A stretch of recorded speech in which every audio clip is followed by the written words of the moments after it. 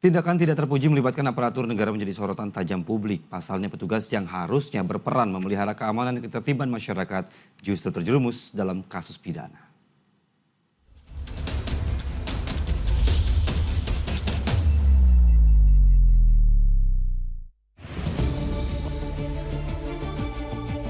Aparatur negara yang sedianya berperan memelihara keamanan dan ketertiban masyarakat tak selamanya mampu melaksanakan tugas dengan baik. Tak jarang sejumlah anggotanya tersandung pidana.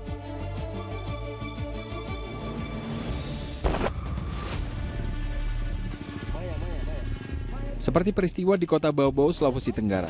Seorang wanita tewas dibunuh dua anggota TNI berpangkat prajurit 2 atau Prada, masing-masing berinisial Y dan Z. Salah satu tersangka, yakni Prada Y, memiliki hubungan asmara dengan korban.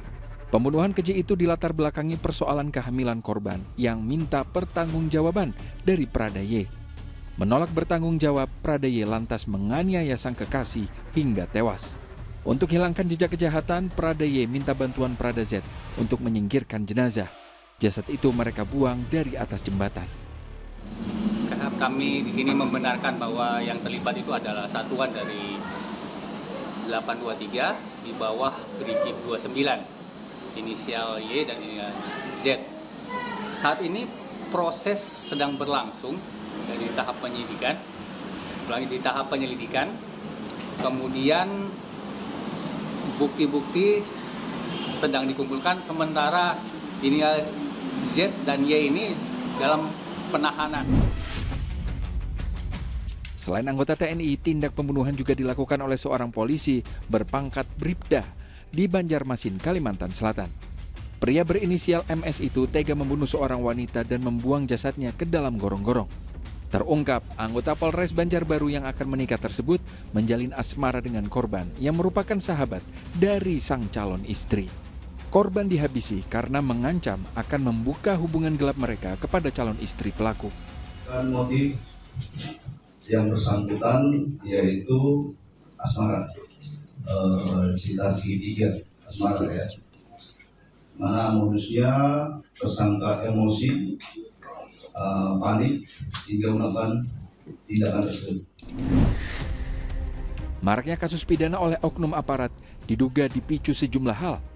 Salah satunya stres yang bisa bersumber dari pekerjaan maupun kehidupan pribadi. Sehingga ketika yang bersangkutan tak bisa mengelola stres dan mengontrol dirinya dengan baik, sosok aparat yang seharusnya melindungi malah jadi pihak yang melukai. Ya, sebagai manusia biasa, ini bisa bertabrakan dengan tuntutan peran resminya sebagai aparat yang harus menjaga citra aparat yang terhormat. Nah, keadaan ini tentunya menjadi stresor yang kemudian saat stres meningkat, regulasi emosinya gagal, keterampilan militer yang seharusnya dipakai untuk melindungi bisa bergeser menjadi untuk melukai. Ini adalah paradoks peran ganda.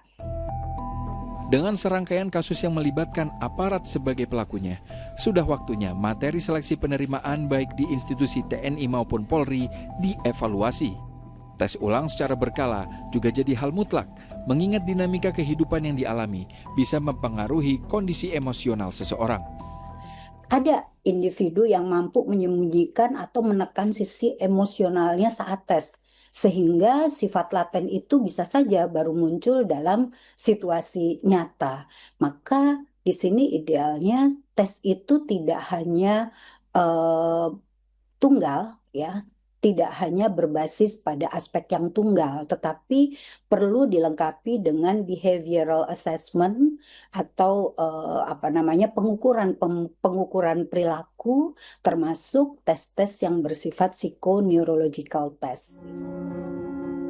Selain sanksi tegas bagi para pelaku, institusi TNI dan Polri harus memikirkan upaya pencegahan agar citra aparat tetap terhormat.